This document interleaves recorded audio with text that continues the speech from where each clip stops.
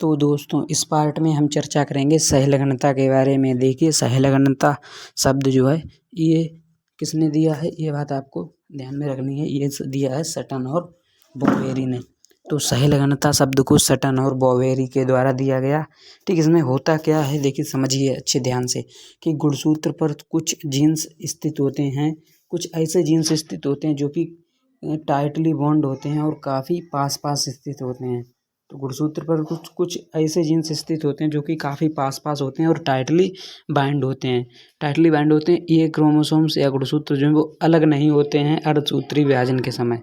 तो दोबारा समझिए कि गुणसूत्र पर कुछ ऐसे जीन्स स्थित होते हैं जो कि काफ़ी पास पास होते हैं और टाइटली बाइंड होते हैं, और ये अर्धसूत्रीय विभाजन के समय अलग नहीं होते और एक पीढ़ी से दूसरी पीढ़ी में चले जाते हैं। तो यही होता है सहलगनता का नियम। देखिए अच्छे से आपको मैं फिर से समझा रहा हूँ कि गुणसूत्र पर स्थित कुछ ऐसे जीन्स जो कि पास पास स्थित होते हैं और टाइटली बाइंड होते हैं या टाइटली जुड़े होते हैं, और जो कि अर्धसूत्रीय विभाजन के समय अलग नहीं होते और एक पीढ़ी से दूसरी पीढ़ी में चले जाते हैं। तो यही होती है सहलगनता। ठीक है, तो सह मतलब साथ साथ और लगन मतलब ले जाएं, तो जो साथ साथ ले जाएं, तो इस प्रक्रिया को सहलगनता कहते हैं। तो होपफुली आपको अच्छे से समझ में आ गई होगी, हम दोबारा समझाएंगे आपको। देखिए गुणसूत्र होता है, उस पर कुछ ऐसे जीन्स स्थित होते हैं जो कि काफ़ी पास पास होते हैं और मजबूती से एक दूसरे से जुड़े होते हैं, यानी टाइटली बाइंड होते हैं, और यही क्रोमो मतलब जीन्स जो हैं एक पीढ़ी से दूसरी पीढ़ी में चले जाते हैं। इसी को हम सहलगनता कहते हैं। और इस प्रक्रिया को अर्थात इस प्रक्रिया मतलब ये ऊपर जितनी प्रक्रिया लिखी है इसको सहलगनता कहते हैं, यानी कि सहलग्न लक्षण को ले जाने वाली फिनोमिना है, प्रक्रिया को सहलगनता कहते हैं। तो आप इस तरीके से हमारी बात को समझ सकते हैं। तो आप बार बार इसको पढ़िए, 2-3 बार आपको समझ में आ जाएगा। तो इस वीडियो में हम चर्चा वही है जो हमारा सहलगनता हमने आपको चर्चा की है। तो आपको जो है इसके नेक्स्ट पार्ट में हम तो ये रहा उसका दूसरा पार्ट। इसमें हम चर्चा करेंगे सहलगनता के प्रकार। तो सहलगनता के 2 प्रकार होते हैं, अपूर्ण सहलगनता और पूर्ण सहलगनता। तो अपूर्ण सहलगनता के बारे में आज हम चर्चा करेंगे। देखिए कल के वीडियो में मैंने आपको ये बताया था कि सहलगनता क्या होती है। तो ऐसे होता है, देखिए क्रोमोसोम्स में कुछ जीन्स पास पास स्थित होते हैं जो कि टाइटली बाइंड होते हैं और एक पीढ़ी से दूसरी पीढ़ी में वंशागत हो जाते हैं। तो इसी घटना को हम सहलगनता कहते हैं। ठीक है, और जो मतलब लक्षण एक पीढ़ी से दूसरी पीढ़ी में जाते हैं उन्हें सहलग्नी लक्षण कहते हैं। तो आज हम डिस्कस करेंगे अपूर्ण सहलगनता के बारे में, और जो कि बिल्कुल आपको अच्छे से समझ में आएगा। तो आप ध्यान से बने रहिए लास्ट तक हमारी वीडियो में और देखिए। देखिए ये 2 प्रकार की होती है, एक अपूर्ण सहलगनता, दूसरी पूर्ण सहलगनता। तो आज हम चर्चा करेंगे अपूर्ण सहलगनता के बारे में। देखिए अपूर्ण में जब समजात क्रोमोसोम्स समजात गुणसूत्र पर जो है जीन विनिमय होता है, क्या समजात गुणसूत्र पर जीन विनिमय होता है, तो जिससे जो अगली पीढ़ी में जनक प्रकार के तो लक्षण जाते ही हैं, साथ साथ जीन विनिमय से जो उत्पन्न नए लक्षण यानी पुनर्संयोजित लक्षण भी पहुंच जाते हैं। तो फिर से सुनिए आप कि समजात गुणसूत्र पर जीन विनिमय होता है। ठीक है, जब जीन विनिमय होता है तो आपको मालूम है कि विभिन्नताएं उत्पन्न होगी। देखिए जीन विनिमय का मतलब आप समझिए कि जीन में हेरा फेरी होना, जीन में एक्सचेंज मेंशन होना। तो जीन जब एक्सचेंजमेंट होती है तो उसमें विभिन्नताएं उत्पन्न होती हैं, तो वही विभिन्नताएं अगली पीढ़ी में चली जाती हैं।